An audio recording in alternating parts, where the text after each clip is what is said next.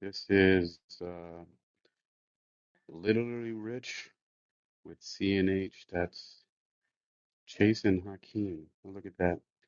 How wonderfully it pops up here on the screen. I think I'm gonna have to invite my partner here, who you guys are gonna get to know pretty soon here. We have an interesting history together, and we've known each other for years. And this is one of those things that really pleases me to do. I've actually asked him to join me quite some time ago. I mean, if I look back at the history uh, of when I first invited him here, it was back in, hey, Sudoku, welcome. It's good to see you. When I first invited him here, to back when they first rolled out that thing that they had called, where they had a package message from to be an ambassador, where it says, "You're one of the wisest people I know. Please check this app out." So I sent that to him on December 4th of 2022. And hey, Andrew Johnson, Rumati. Yeah, so I sent it to my friend September 4th, 2000, or December 4th of 2022. And we had known each other living in China. And I invited him even before to call in on October 30th of 2022. Um, and so, and we, kept in touch. But as you know, with friends, when you're real friends, you don't have to be on top of each other all the time. And so, of course, you can just reconnect whenever and not have an issue. Today, we're actually going to present you guys literally rich, and you'll see the name is quite a very superficial and also um, a deeper meaning as well. And both of us are going to be looking at a book that many people may or may not know, and it was actually uh, published back in, I'd say, uh, 1910. I've been I've been reading a lot of classic, if you will, book lately, and I really do mean that in every sense of the word, and not just the fact that it's old, right? Um, it's funny, the book was copywritten April 1st, 1910, so April Fool's Day. Sometimes I wonder about that stuff. Um, and oh, here comes the man right now. I didn't mention his name yet. I was building up here so far, but we've got welcome, sir. Hey, Hakeem. Yes, sir. How do you do? I a little bit of the preamble to the books and the intro. Good to be here. Yeah, man. Folks, you have no idea how excited I am about um, being here with Chase. Chase, how long ago, do you remember when did we meet? What year was that? It must have been 2017 or Yeah. 16. We were in China and playing capoeira, and then for a couple of years in a row, we spent hours a day after thrice a week, hours a day at a little family mart, just talking Oh, life, man. talking Yeah. knowledge. It was beautiful. Family Mart in China. I totally forgot about that. right? I love that little neighborhood over there in China. Oh, it's so beautiful. It's so good. For those of you who haven't been in China, um, we hear a lot about cameras and Big Brother and whatnot, but literally 2 o'clock in the morning, you could be feeling completely yourself to just walk down the street, pop into a place and grab a yogurt or something and Yeah, just stand outside sipping it. Call up somebody else that's an insomniac at 2 o'clock in the morning, and yeah, nothing strange about yeah. It was a beautiful experience, man. it. Hmm. Yeah, we would just sit for hours just chopping it up, talking about whatever. Yeah. Family Mart after Capoeira class. And what Yes, a sir. crazy thing for me to find Capoeira. Like, I used to ride my bike there. It was like 7.7 kilometers or something like that. So it took 30 minutes um, on my bicycle Hmm. to get there. Yeah, how'd you And find it? What was the first tip off? Did you look for it, or did you happen to yeah, see I somebody in some abadas and holding a bidden bow, or what? I was looking. I was actively looking for Capoeira, and um, but I had known about the group for a year before I even went to go visit you guys. I Uh-huh. had known about it for a whole year. I had already been in China for like a year before I even found it, and and then I finally went there because I thought it was far away. But it's so funny because it was down the street from Kathy's school. Hmm. You know, it wasn't far from. Remember who ran that school? What was it called? Something like The crystal clear English. oh, There was Crystal Clear there's English. Yeah, it had a yeah, Chinese name, but it yeah. more or less it was like foreign royal teachers English teaching school of teaching English. But this lady who runs the school has um, three different, and she's so wholesome, and I originally started, and I think you worked there too, wasn't it? The TEFL Academy.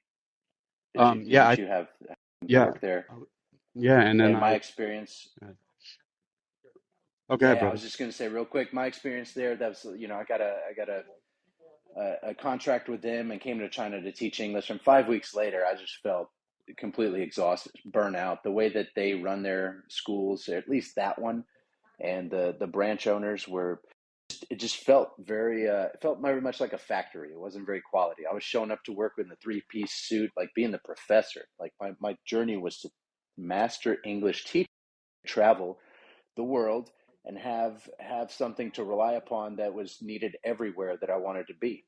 Anyway, I felt exhausted, and then I had a buddy recommend Kathy to me from Capoeira, and I went to meet with her and got the job. And then a little while later, through Capoeira was introduced to all these great people, and Hakeem, you being one of them.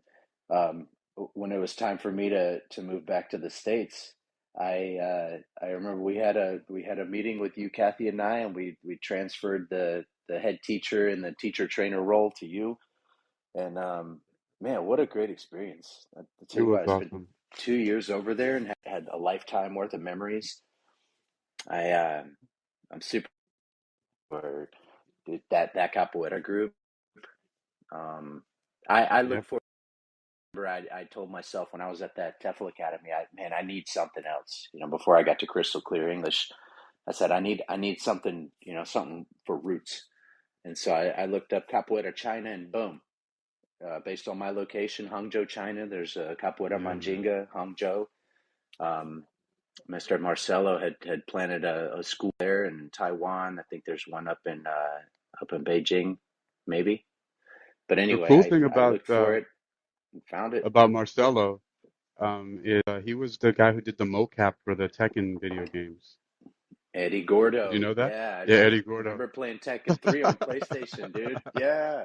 Yeah. Funny story about that. It's like that was one of my favorite characters, and then we hosted a French guy uh, and his wife at our house, and my mom wouldn't let me play that Tekken game because it had violence in it. There were little puffs. I mean, the graphics weren't even that good. It looked like a little exploding starburst of red, uh, Yeah. like a misting of red rather than actually like the gore you see these days. and she Like wouldn't on let me play it. But then we hosted this guy, and he did two things for me. I really appreciate it. He gave me this book called Musashi, which was way too dense for me back then. But since then I Miyamoto picked it up. Musashi. And then he also he played, yeah, he played Tekken with me, and he showed my mom that there was a setting where I think you could turn off the blood, and then she was cool with it. But I always used Eddie Gordo because I could always mash the buttons and it would look like some cool breakdancing fighting.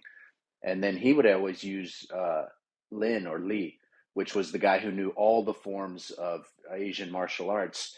And and he would be in like panther mode and tiger pose and cobra and fight in those styles.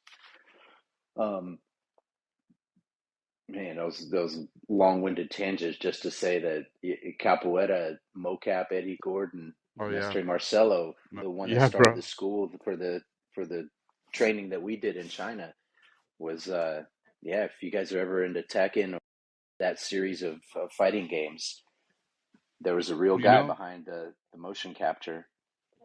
Chase, I never, as long as I'd been practicing capoeira since 1993, and I never accepted a cord or any type of ranking until we had that Batisado there. And it Mm, was only because they so graciously offered it to me, and I just felt so, the group was so humble, and they were yeah, like a little family.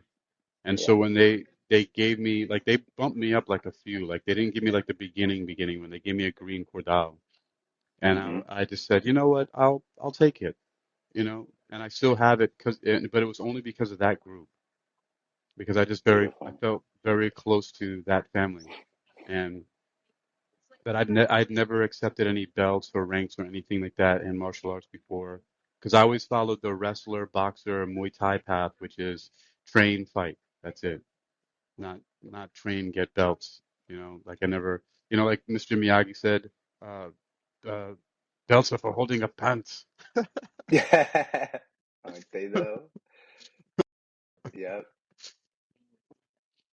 Beautiful. I So just found a picture of you, T, Marcelo, and myself at that Bachizado. yeah, Um, man. I'll send that to you. That's Yeah, T cool. is And then awesome, man. yeah, go ahead. You know, you got to go visit her in Jamaica.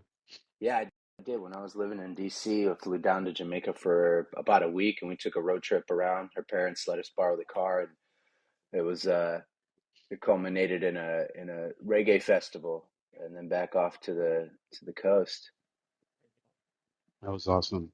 Yeah, T is another friend of ours that we used to hang out with and spend many hours talking to as well. She's actually uh, China, ethnically Chinese, but she was born in Jamaica, and we met her Hmm. also in China, um, and spent a lot of time with her. Like, we didn't really spend that much time with very many other people, huh? We had like a small, tight-knit group. It was small. It was good. Yeah, Um, I really, I really liked that a lot. That was, it was nice because I was like that anyway. I mean, I really didn't, you know, get along that well with too many people. Not that I was averse to it, but I'm still just the same way I am now, sort of a loner, you know. mhm. Um, but hey, man, it is what it is, and it was awesome. Hey, so It was good. what? Yeah. Why are we calling this literally rich? What the hell are we So doing? I like the pun. There's a lot of knowledge out there, literally. It's so Yeah. funny. Um, that comes out of just compilations or people's writings. They say they say a short pencil is better than a long memory. And so for someone Mm. to yeah to create something like a compilation or whatnot of what they know about wealth is a special thing. And so just a little bit ago, you and I decided to dive into some of these books, and starting with the science of getting rich today, and just take little bite-sized chunks of it and comment and read along, and have people join in and tell us their thoughts on it, and just make our way through the book, and then on to the next one. It's one thing to read Yeah. alone. It's another thing to listen to a book, and we have this special opportunity and wisdom to share that wisdom and have other people join in and collaborate. I think that's really cool. And yeah, don't mind folks if every we collapse into some reminiscing about our time in China. Um, Also, Yep, yep. do you mind sharing where you're located? You don't have to be very extremely Yeah, specific. I'm in LA. Yeah, I live and work in Marina Del Rey, and today I'm in Orange County, and Yeah, loving it out so here. that's another thing we have in common. I also lived out in LA. Been to Orange County many times. Been to Marina Del Rey, of course, many times to some of the different restaurants, and even went sailing out there. And but I lived mostly in Hmm. Hollywood Hills, and then in Encino and stuff like that. Um, but always being a beach bum, so we have a lot more in common. Places we've been, and all that good stuff. Hey, this book here is The Science of Getting Rich. It was published in 1910. Some of you may have heard of it, um, but let me go. Do you mind? I'm going to go through the contents real quick, Chase, so that people can hear what But we I'll pull it read. up and I'll be ready Yeah. to All jump right. in So when need be. their Yeah. contents are awesome. The contents of this book, they're very short chapters. So, like for example, one is called "The Right to Be Rich." It starts on page 9, and then the second chapter is only 6 pages away on page 15, which is there is a science of getting rich. Then you have 3 is opportunity monopolized on 23, which is only 8 pages away. And these are small, short pages, by the way. Um, on The first principle in the science of getting rich is on 31. Hey, that's kind of interesting. What is that? Oh, yeah. The first principle in the science of getting rich is on page 31. 5 is increasing life on 42. 6, how riches come to you, 53. 7, gratitude on 63. 8, thinking in a certain way, 71. 9 is how to use the will, is on page 80. 10, further use of the will on 89. 11, acting in a certain way is 99. 12, efficient action, 110. 13, getting into the right business, 119. 14, question of increase on 127. 15, The Advancing Man. Oh, that's one of my favorite chapters, 135. 16, Some Cautions and Concluding Observations on 143. And finally, on 17 is The Summary of the Science of Getting Rich on page 152. Case, have you read this book before? I have not. Yeah. So, Looking at these, look, looking at these contents though, I'm seeing a lot of similar topics, or at least uh, outlines of other wealth building categories. For example, what strikes me is Napoleon's Hill's Thinking and Getting Rich. He does oh, a Think lot and of Grow Rich. Yeah. mention Think and Grow Rich. Yeah, he does a lot of he mentions a lot of things between the physical and the spiritual. And not to get too woo Right. woo, but certainly there needs to be purpose in the matter, and the purpose must matter. So those nuances between going out and serving people and getting something in return, that giving and getting, and what are you getting out of it, that type of thing, like big thing, serving out of a perspective of giving rather than, oh, okay, I can't wait to get my paycheck, I can't wait to buy Yeah. this thing, or I can't wait to affluence or the status. So I'm seeing a lot of similarities, and I'm sure as we go through I any of think these books, we'll keep going to that. surprise you though the direction that this book takes. And I just want to say hello to everybody who stopped by and is either sitting for a spell to listen with us or is just passing through. So we got Sudoku first. Hello, how you doing, my friend? Andrew Johnson, Ruma T, Bling Vieira, Brittany, dude. Brittany's so awesome. I've been learning a lot of stuff from her, by the way. She um, yeah, has a creator life. She's a founder of Creator Life, fashion designer. I'm on her page. She's inspired me to do some really cool things by getting out of by doing more video content. Anyway, she's pretty badass. Hmm. We'll probably talk to her eventually soon. Diane Galante, Marcianne, Finesse by Nature. Again, hello everybody. Thanks for either passing through or stopping by for a spell. Um, and let's take a look. So.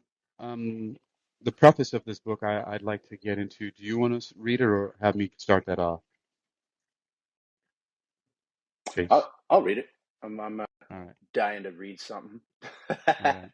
All right, Awesome. so the Good. preface, and this starts on page 5 of the book. And by the way, we'll go by the page numbers in the book rather than any kind of PDF form because those will vary, but the book in print will keep the same. So, preface. This book is pragmatical, not philosophical, a practical manual, not a treatise upon theories. It is intended for the men and women whose most pressing need is for money, who wish to get rich fast and philosophize afterwards. It is for those who have, so far, found neither the time, the means, nor the opportunity to go deeply into the study of metaphysics, but who want results and who are willing to take the conclusions of science as a basis for action without going into all the processes which these conclusions were reached, by which they were reached. It is expected that the reader will take the fundamental statements upon faith, just as he would take statements concerning a law of electrical action if they were promulgated by a Marconi or an Edison, and taking the statements upon faith that he will prove their truth by acting upon them without fiction. Every man or woman who does this will certainly get rich, for the science herein applied is an exact science, and failure is impossible. For the benefit, however, of those who wish to investigate philosophical theories and so secure a logical basis for faith, I will here cite certain authorities. The monistic theory of the universe, the theory that one is all and that all is one, that one substance manifests itself as the seeming many elements of the material world, is of Hindu origin and has been gradually winning its way into the thought of the Western world for 200 years. It is the foundation of all the Oriental philosophies and those of Descartes, Spinoza, Leibniz, Schopenhauer, Hegel, and Emerson. The reader who would dig to the philosophical foundations is advised to read Hegel and Emerson, and he will do well to read The Eternal News, a very excellent pamphlet published by J. Brown, 300 Cathcart Road, Govan Hill, Glasgow, Scotland. He may also find some help in a series of articles written by the author, which were published in Nautilus, Holyoke, Massachusetts, during the spring and summer of 1909, under the title, What is Truth? In writing this book, I have sacrificed all other considerations to plainness and simplicity of style so that all might understand. The plan of action laid down herein was deducted from the conclusions of philosophy. It has been thoroughly tested and bears the supreme test of practical experiment. It works. If you wish to know how the conclusions were arrived at, reading the writings of the authors mentioned above, and if you wish to reap the fruits of their philosophies in actual practice, read this book and do exactly as it tells you to do. Signed, the author. Man, that's a pretty bold claim, right? So what do you think Mm, about that, Chase, upon mm. your first reading of this, right? Well, I just off the surface of it, I tend to agree. There's logic to getting something, and so following the steps is just a matter of willpower and effort, and tying it into when he's like, hey, you can philosophize all you want about it, but there are steps to take. I 100% agree. What comes to mind for you? Yeah, that's exactly what I thought when I first read that opening to this book back in, I read it in 2006 or 2007 was the first time I got hands on it. Mm, Um, and that's exactly what I thought. I thought to myself, wow, he makes a good point yeah, into it absolutely. and start doing the thing rather than, um, rather than just philosophizing too much. Because that tends to be what a lot of people do. There's a lot of vague psychological concepts and very little action sometimes. So, Yeah, yeah. I think there's a lot of that analysis by paralysis where people think something's a good idea, they're ready to commit to it, but then if they can't take action at the moment, then they just overthink it and give them enough reasons to not do it to where it just seems lackluster by the time they find other ways to reinforce that commitment to it. I'll give you a prime example. I know that in my heart of hearts, I want to wake up at 5 a.m. I want to have a few hours before my workday starts, before the world gets to waking up and making noise and distractions and whatnot. But it's not 5 a.m. tomorrow yet. And so all day I can think about doing it rather than just committing to it and focusing on something else or the next step. towards that. That's not really a process or a project. It's more of an action step towards something. So just planning on doing it is one thing, and then focusing elsewhere. But the more you think about it, oh man, I want to be rich. Oh, I want to have this thing. I want to place. I want to experience this experience. You know, you could think about it all day, but unless you're doing something about it, thinking is not doing. You're doing a lot of thinking, but you're thinking about doing. And I think there's a clear difference there. Even if it's small steps. You know, I'm gonna set my alarm. Boom, action step toward waking up 5 a.m. Done. Well, You don't have well, to you know, have the master plan in place before you execute. when we were going, that's the same thing like going to capoeira class when we were in China.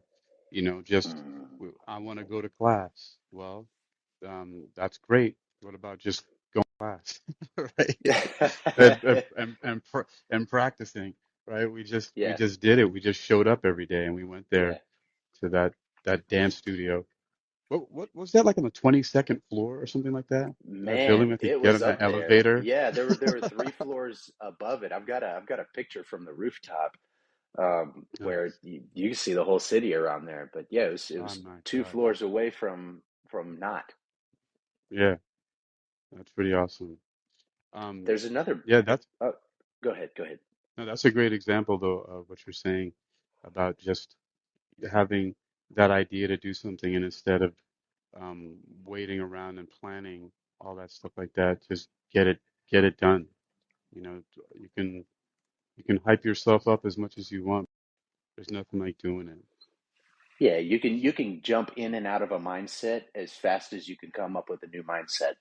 And so just have you heard of someone named Dr. DeMartini? It's John Yeah, John DeMartini. DeMartini. Okay. Interesting He connection. uh-huh. Supposedly, this book was one of the inspirations for the movie The Secret in the book, and he was one of the talking heads in The Secret, DeMartini. Nice. Yeah. Okay. Yeah, and the way I heard about that movie was through another medium. Her name's Esther Hicks, Abraham Hicks. She's all about the law of Oh attraction. yeah. And one thing DeMartini mentions in his Wealth Mastery library that I've got on Audible, it's like a 16-hour listen. I'm loving it. I'm on the third rendition of it. I think one of his books, The Values Factor, is the root of all this. So I think that should be on our list of books in the future. But he mentioned something the other day that kind of if you don't have enough reasons to do something, you're not going to do it. If it's not of enough value to you in the moment or going forward, then you're not going to do it. If there's something more pressing, you're going to do that instead. And not even pressing, just important or more valuable to you. He makes a lot of good points about value, and our value system is what dictates our priorities. Oh hell And yeah. like, going to Capoeira, waking up at 5 a.m., building your dream business, getting that thing to that place, feeling that unless you're moved to do it, whether it's intrinsically, extrinsically, you're not going to do it. You know what? That's so crazy. Like, did you feel like though with the purpose that you had, like um, when we were practicing capoeira, um, did you feel like it took effort to do that, or Not was at it just all. something? Not at Right. all. It was such a beautiful thing. I think getting there and the logistics of actually showing up to the studio and, bringing a change of clothes and being able to, bide your time elsewise was more of a Yeah. hassle than sitting there sweating for 2 hours, singing Yeah. and dancing and fighting and playing. Yeah, You're in man. that flow I mean, state when you're having that ball. but that's what drove me to get there to those class. Like, I didn't even care that I had to ride my bike 30 minutes from home to get there. It was just like, I need to get the capoeira class.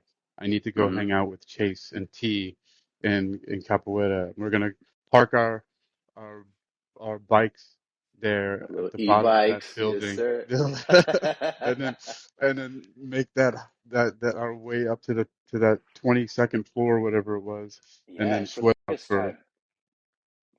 longest time, yeah. man, I was taking the subway. So from originally from where I lived, it took me three subway two transfers on three different subways to get there. And you want to talk about an effort to get. there. That was it. I was feeling it, but I knew that the reward of it, of being there in such an environment, was beautiful. So that just goes to say, man, just like what's the author of this book, by the way? Wallace Wadler? D. Waddles. Wallace D. Wad. Waddles, yeah. What a name. You think that's a pen name, or Waddles. it's the real deal? No, that's his real name, I'm as far Mr. as I know. Waddles. Yeah. I think he he hit the nail on the head that like it takes there's two aspects to it, but the science is impossible to disprove. So I'm with that program. Knowing what Yeah. you get out of it, having already experienced it, for us the capoeira, for us the travel, the linguistics, the networking opportunities, the just plugging into the world the way we want. We know what that's like. We've experienced that tens, hundreds of times, and to be able to be on the same page about it, um, we already know what we're getting out. So that motivation's there. Chase. It's exciting to get there. Chase. 你叫什么中文名字? I didn't have one. Did you have one? Okay. No, no. Uh, Hakeem asked me if I had a what's my Chinese name. I think Popo Lan Lan Oh, was Papa a Lalan. was Popo. I would tell people would be my Chinese name, and in the States we got this style where people got like holes in their jeans and their shirts little it's just having a kind of ragamuffin style, and it's popular here. You got some fresh white shoes and some jeans with some holes in it, nice T-shirt and a hat. It's on. Nobody thinks twice about the holes in your jeans. When I was growing up, you had a hole in your outfit. Go get dressed. You're not going out in public like that. Nowadays, it's cool. In China, they call that lan lan. That style is called popo lan lan. And what it means is popo is pretty much like dilapidated or used up, and lan lan Yeah. is like ragged or throwaway. And so when I told people that was my name, they were like, "Huh, okay, yeah, uh, Papa yes, Lalan. yeah." Yeah. Yes. Yeah. Oh man. I'm gonna go ahead and look at the very first chapter real quick. It's only, I think, 6 pages or something like that. Mm-hmm. Um, and it's called The Right to Be Rich. You ready for that? Ready for it? All right. All right, folks. So, dude, I'm so excited to be here with you, Chase. I've been waiting for a long time. Dude, I was saying before that I had been sending you links to this and Colin since last year in like October and December to come and join me here. But, Chase has been doing his own thing and much respect. But, like, if you're friends with somebody, you don't need to be on top of them all the time. And so we just have a cool connection, and I really appreciate that. I So, do too, man. It's one of those that, and I'm sure we all have that friend who you don't need to talk to for years, but you catch up and it's like right where you left off. There's no, yeah. hey man, how come we haven't been talking? Or you didn't never responded to that link? I got you, man. Yeah. I got you. I got the link. It's in here. And Let's we're let's we're going to be doing our best to we've decided that every Monday, right around this time, we hang out on Wisdom. yeah, yeah, yeah. So Yeah. this is about 1 p.m. Pacific time, 4 p.m. Yeah. East Coast time, and then Yeah. Yeah. everything else in between. Sure. All right. So All this is right, The Right to Be literally Rich, Chapter rich. 1. Literally rich. All right. The right to be rich. Whatever may be said in praise of poverty, the fact remains that it is not possible to live a really complete or successful life unless one is rich. No man can rise to the greatest possible height in talent or soul development unless he has plenty of money. For to unfold the soul and to develop talent, he must have many things to use, and he cannot have these things unless he has money to buy them with. Man develops in mind, soul, and body by making use of things, and society is so organized that man must have money in order to become the possessor of things. Therefore, the basis of all advancement for man must be the science of getting rich. The object of all life is development, and everything that lives has an inalienable right to all the development it is capable of attaining. Man's right to life means his right to have the free and unrestricted use of all the things which may be necessary to his fullest mental, spiritual, and physical unfoldment, or, in other words, his right to be rich. In this book, I shall not speak of riches in a figurative way. To be really rich does not mean to be satisfied or contented with a little. No man ought to be satisfied with a little if he is capable of using and enjoying more. The purpose of nature is the advancement and unfoldment of life, and every man should have all that can contribute to the power, elegance, beauty, and richness of life. Content with less is sinful. Ooh. The man who owns all he wants for the living of all the life he is capable of living is rich. And no man who has not plenty of money can have all he wants. Life has advanced so far and become so complex that even the most ordinary man or woman requires a in order to live in a manner that even approaches completeness. Every person naturally wants to become all that he is capable of becoming. His desire to realize innate possibilities is inherent in human nature. We cannot help wanting to be all that we can be. Success in life is becoming what you want to be. You can become what you want to be only by making use of things, and you can have the free use of things only as you become rich enough to buy them. To understand the science of getting rich is therefore the most essential of knowledge. There is nothing wrong in wanting to get rich. The desire for riches is really the desire for a richer, fuller, and more abundant life, and that desire is praiseworthy. The man who does not desire to live more abundantly is abnormal, and so the man who does not desire to have money enough to buy all he wants is abnormal. There are three motives for which we live. We live for the body, we live for the mind, and we live for the soul. No one of these is better or holier than the other. All are alike desirable, and no one of the three, body, mind, or soul, can live fully if either of the others is cut short of full life and expression. It is not right or noble to live only for the soul and deny mind or body, and it is wrong to live for the intellect and deny body and soul. We are all acquainted with the loathsome consequences of living for the body and denying both mind and soul, and we see that real life means the complete expression of all that man can give forth through body, mind, and soul. Whatever he may say, no man can be really happy or satisfied unless his body is living fully in every function and unless the same is true of his mind and soul. Wherever there is unexpressed possibility or function not performed, there is unsatisfied desire. Desire is possibility seeking expression or function seeking performance. Man cannot live fully in body without good food, comfortable clothing, and warm shelter, and from excessive toil. Rest and recreation are also necessary to his physical life. He cannot live fully in mind without books and time to study them, without opportunity for travel and observation, or without intellectual companionship. To live fully in mind, he must have intellectual creations, surround himself with all the objects of art and beauty he is capable of using and appreciating. To live fully in soul, man must have love, and love is denied expression by poverty. Man's highest happiness is found in the bestowal of benefits on those he loves. Love finds its most natural and spontaneous expression in living.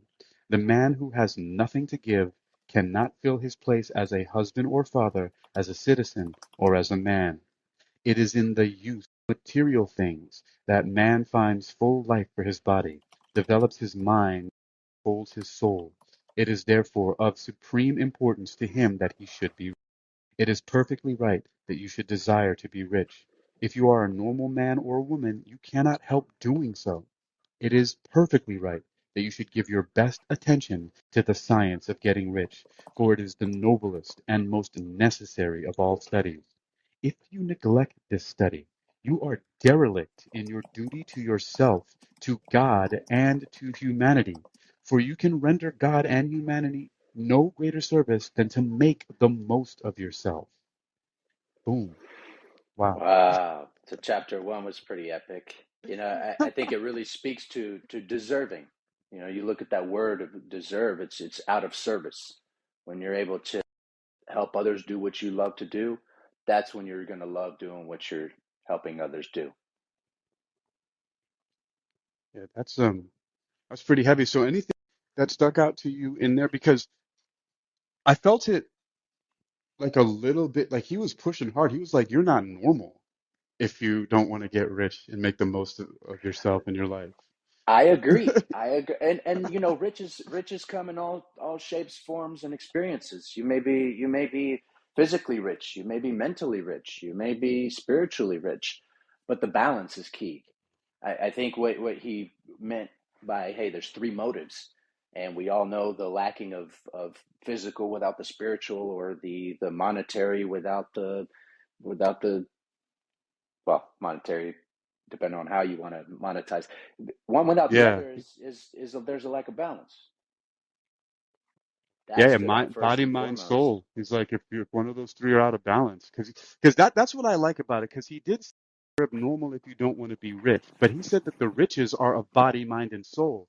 And what I Hmm. loved about what he said, what really stuck out to me was when he says you need to have books and the time to read them. You need to have leisure to be able to travel. Both of those things, which we've been able to do, right? Which is Yeah, awesome. yeah, Living that. I mean, that's what we met in China, traveling like far away from home. Um, yeah. And a big topic of a lot of our conversation was philosophy yeah. and experience. I remember once remember that attic bookstore somewhere on the north side of town where it was like somebody's attic, and it was a cafe that was all built up. And Oh you had yeah, bro. mentioned, yeah, and then you Yeah, had that was an mentioned it awesome there the place. Yeah. first time, and then later on in conversation, you said to me, you know what I like about our conversation is that we tend to speak about concepts more than experiences, more than people. You Yes. laid out a hierarchy of more or less like what it is that expands a conversation into a like a meta communicative style. Right. I think it was Margaret Thatcher who I had first learned that from, where she said that the lowest form of communication is when people talk about other people. The second Mm, level is mm, when people keep just talking about stuff that happened or events, and the highest form is talking about ideas and concepts. And because I realized that that's what our conversations always went to, is that yeah. we were always talking about concepts and advancing and being better and doing more, and also in all three of those functions because we met physically practicing a martial art, a game, and a dance, doing capoeira, Hmm. and then we had these conversations where and also we were practicing intellectual, like we were coming up with new ideas of how to teach and share with these children, teaching English and doing these other stuff and sharing with each other. But Yeah, capoeira yeah. in itself is mind, body, spirit. I mean, we're playing musical instruments, we're learning a different language, we're singing. Plus, we're already bilingual playing capoeira, both of us having done it before we went to China, right? And then we Hmm. had to start learning the basics of speaking Mandarin or Putonghua. So Yeah. we automatically are on all these different concepts, and I thought that that was pretty amazing that to meet you there and to have so much kinship and so much in common like that was just amazing to me. Yeah, so You know how that they say that that. place was awesome, and that place had a Yeah, lot of it art was in it such too. a Sorry hot about by the pot. way. Yeah, Yeah, it was such a pot of so many things, and especially being such an international city where you get people from all over the world. It was extra peculiar that you and I, coming from like the big three over here, New York, Miami, LA, of and teaching English and playing capoeira martial art practice in China, and we'd already started to grasp Mandarin, and coming at from capoeira, having imbibed enough Portuguese to relate. There's sharing knowledge makes us all better in the domain of business. They say competition is good for the consumer because then you're not stuck with one product. Well, if we're all stuck with one idea and we never listen to those ideas of others, we're never able to draw from books or conversation, then we get stuck in that rut, and it may not serve us all the time. You're not going to wear a sombrero to a wedding, and you're not going to wear a swimming cap to the desert. You're not going to wear a helmet when you're sitting there writing a book. So, that code switching, that hat wearing, I think that's necessary. Being able to, know that you can have wealth in your body as well as in your bank as well as in your spiritual form. That's that's super. That's super. Those motives. And when he starts off the chapter with saying that it's sinful to not optimize yourself in these domains. I agree. In so many words, you don't have to be so harsh to call it sinful. However you want to take it, the fact that these things are out there for the getting, there's no excuse to not have them. You live life once. You at the end of it, whatever you didn't do, somebody else is doing. Not even about you and them, it's about your own personal journey. If you're wanting to focus on your physical, that's what you value more than your bank account, then by all means, there's nothing wrong with getting up in the morning and doing everything you can throughout the day to maximize that physical potential. Go work out, go run, go breathe, go meditate, go do everything you need to make the maximum potential happen.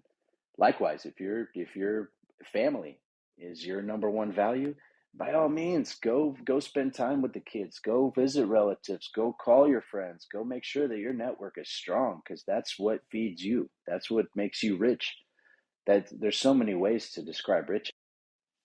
And Own your also, nature.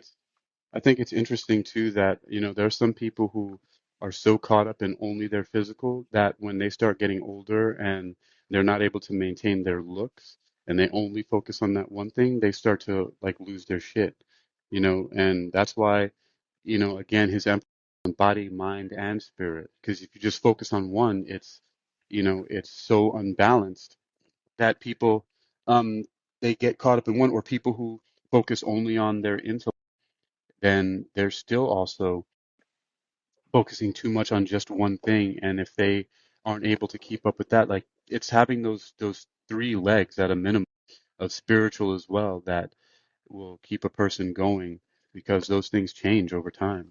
And Absolutely. Look at a fire. Fire needs three things to be functional. It needs heat, fuel, and oxygen. With lack yeah. of oxygen, you got heat and fuel, but nothing to allow the combustion. If you got fuel and oxygen but no heat, well, there's no pressure to make the fuel work. If you have no fuel but you got heat and oxygen, you're not going to sustain it for very long. When I was in the Marine Corps, I coordinated artillery strikes.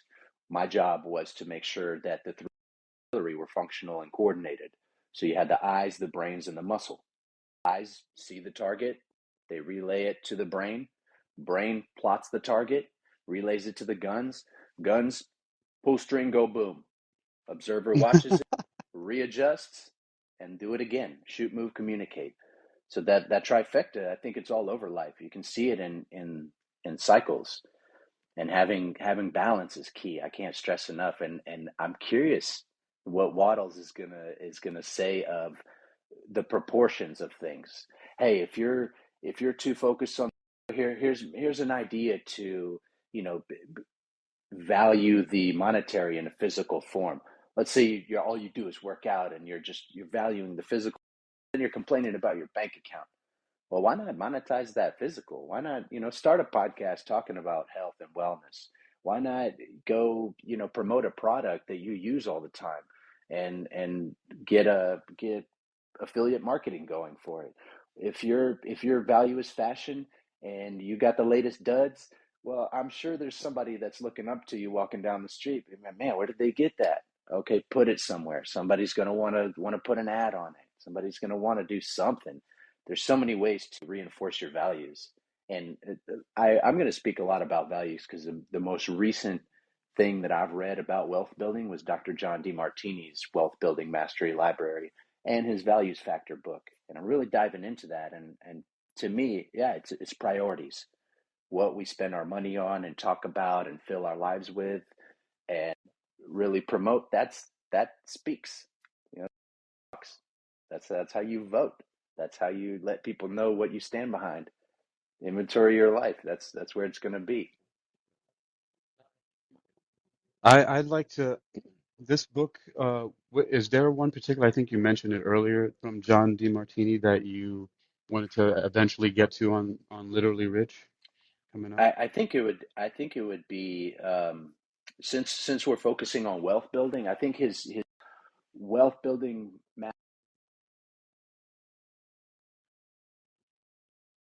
He might have gotten a call right now, as you guys know in wisdom. Did somebody was calling in there, I Chase? I think the values factor. We could look Okay, at the values factor because that's a book I have in print and online as well as Audible. So I think that's a good one. If you guys write that down, the the value. values factor, yeah, super big. It really speaks to priorities and how we value the things that's important to us, and that's where we're going to get excited to do. Uh, John mentions a lot that there's a the 12-year-old kid who's playing video games all day. You do not have to convince him. You don't have to logicize, philosophize any way for him to get down with some video games. But if you were asking him to do his homework, that'd be a different story because he places a higher value on those. And Mm, Waddles here in the Science of Getting Rich talks about the fact that you can't not maximize on this and have a like just say you led a good life. You see, borderline sinful. He says, I I'm of that nature. If you're given this body and you don't know how to use it, well, shame on you, or maybe not shame on you, more like don't complain about it. If you were yeah, given the exactly. whole internet and all the books in the world to access and all the knowledge of ancients and ancestors and past generations, both the glorious parts and the downfalls, their mistakes, their profits. Oh man, if you're not leveraging that, then obviously something important to you. Yeah, I agree with that part too about that. It's kind of sinful. But have you have you ever come across anybody who's very uncomfortable talking about money or like wealth or riches that that that is the sinful thing to do? You know, people who are like I that. have a friend who really despises misers and money and wealthy people. He'll always comment about things like, "Oh, well, that's anytime there's an issue with a scandal in the news or something. He's like, well, that's what they get for being rich. He seems to have this thing against making money. Mm, And when I look at it, I'm thinking, okay, so you're just ignorant to it. You don't see the necessity for it. Like Waddle says in this chapter, well, we all know that without money, you're not going to be able to afford this thing. Unfortunately, we're far from a hunter gatherer society. We can't go around the neighborhood picking berries and hunting the local cats and stuff. We got to go buy food at the grocery store. That's how we've been set up. mm. Granted, in a certain level of mastery, you get to a point to where it's like, hey, I can pay people that love doing that to do that for me. I have a friend who has a homestead. I buy my honey. I have a friend who my mom has chickens on her ranch in Joshua Tree. I love warm eggs in the morning. That's a thing. So if you could source all these things from people who love doing it, you're not gonna have a problem with the money. The money's not the issue. The money's a medium. It's currency. It's a thing that circulates. Like plugging into the economy. If you're gonna demonize the successful business entrepreneur, you're not really seeing the big picture because it's impossible to only take. You have to give. You're Yeah. not going to make any money if you're just taking from people. You'll get shut down, you'll get canceled, you get thrown out. There's somebody else who's going to be more You know, capable. I asked that question because there's a lot of people that I communicate with online who criticize me and get angry with me for being a capitalist, and they give me all kinds of shit about it. Well, that's unfortunate because that's the system we're in. If And you the thing is, Chase, if I may, they are infected by there's different forms of capitalism, and um, it's what most people are. Oh, is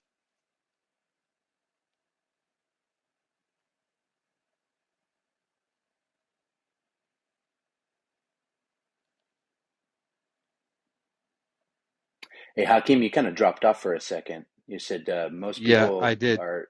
Yeah, infected by a mindset of capitalism that right, which is what you might call crony capitalism or even corporate capitalism, which I still don't think is a good name. But they get really distracted by the bad things that are done in the name of capitalism and not the good uses of it, and fail to realize for some reason that there are a lot of people who are capitalists working in a free market capital system that are actually doing good with something that, of course, is not a perfect system. But you can mhm, find ways to do it yourself in a way that makes the system better than what it is intended to be. I mean, free market capitalism was officially when Adam Smith published The Wealth of Nations in 1776, which is one of the books that I'm reading for my series called Wealth Attraction Research here on Wisdom and on my other podcast, Spreaker. And it's not perfect, but it definitely is like one of the most useful things, and it's still it basically runs the world. I mean, it is the system that you'll find in everything in all economics and finance books. It's like everybody that I've read on money is in some way influenced by free market capitalism. Even communist countries, even the Communist Manifesto written by Karl Marx and Engels is influenced by the wealth.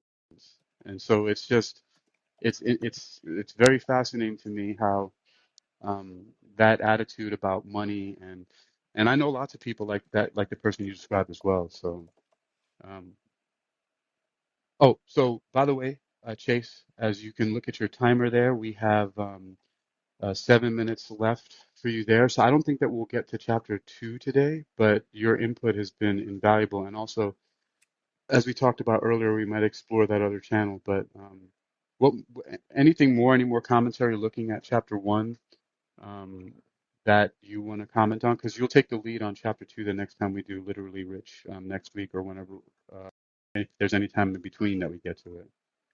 yeah, I just want to comment on page 14, um, the top paragraph. He mentions, and I quote, "It is in the use of material things that man finds full life for his body, develops his mind, and unfolds his soul."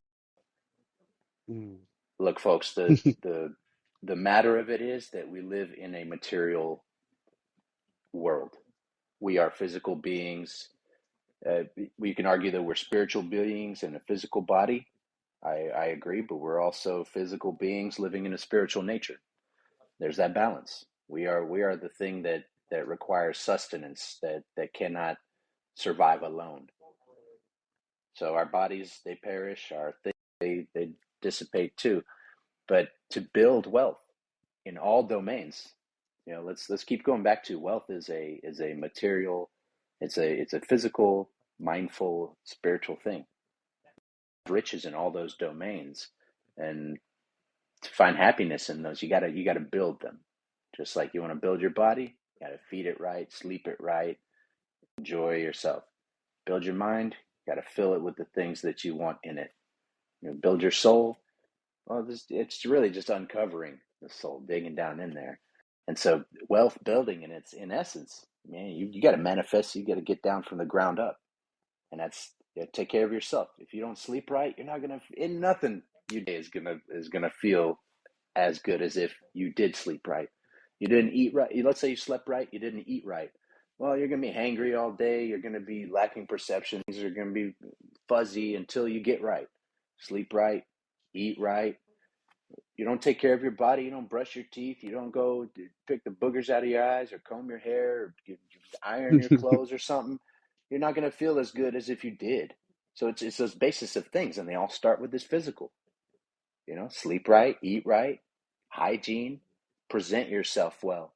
There's a saying in Arabic that says only your eyes can see what's written on your forehead. Only your eyes can see what's written on your forehead. And that just Mm. means that however you react to the world, they're just reacting to you and you're reacting to them. So it's a big circle. So you check yourself, Man. get your sleep, get your food, wash your body, go dress yourself for the occasion. If you don't have the right hat on, that sun's gonna beat you up. You take out a beanie in the summertime, you messed up. And I'll then fry your going brain. forward, Yeah, you just build it up and then develop your mind. It's like, okay, what am I doing first thing in the morning? Am I watching all the news about hate and destruction and whatever and whatnot? Yeah, it's out there. But what are you going to do about it? You can be less of a good person to people. And then when you do connect outside of your mind, you then do it with gratitude. Do it with a love for people and the things that you cherish in yourself. Don't waste your time on things that don't matter. Build it up. Wealth building. It's not wealth having. You you know one of the yeah because it's a never-ending journey and there's always one point you get to and then you take the next step and you keep going up. Um, Yeah. one thing that I was looking at is when you were t looking at page 14. Um, well, it says man's highest happiness is found in the bestowal of benefits on those he loves. Love Hmm. finds its most natural and spontaneous expression in giving. Yeah. I remember some years ago, I think we were actually in China in our apartment on the 14th floor in Hangzhou, and I asked Floor, I said to her, I said, "For all the things in my life that I have and that I've done and the places I've been and everything else," I said, "You know what the one thing is that makes me feel the most successful in life?" And she didn't even skip a heartbeat. She knew exactly where I was going with that without me even having to say. She goes, "Because we have each other." And I thought, I was like, yeah, that's it. That's one of the reasons why I feel more successful than anything else because of you in my life. And I just want to say, Chase, equally to you that I feel successful because I know you and you're my friend, and I'm glad that we're continuing to take this journey together, brother. I'm grateful for our journey since day one till the last day. It's a beautiful thing, Hakeem. Um, yeah, man, it's good stuff. So this has been literally rich. I put with CNH obviously because it's Chase and Hakeem. Um, and we're going to be back again at the very least on next Monday and around the same bat time, same bat channel. West Coast, I'm over here on the East Coast. But soon we're going to reunite at some point in time because we've got lots of plans. So I And just looked at the calendar. um, Monday's Labor Day. So if you oh, all yeah, got nothing better to do, put us on the loudspeaker and have people start conversations. The more we talk about this, the more we can do about what we want to do.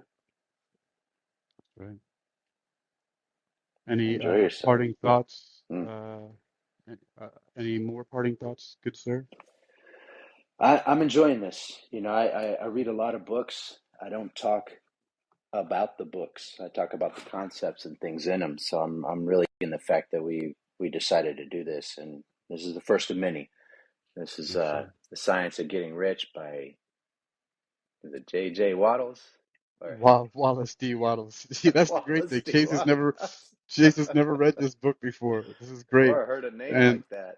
yeah, right, Wallace D. Wallace D. Waddles. Hey, Yeah. dude, he was born in the 1800s, man. Well, with a name like that, it's well deserved. All right, Science of Getting Rich. We'll pick up chapter 2 next week. Right, literally rich with Chase. Much love to y'all in mind, body, and soul. Stay well.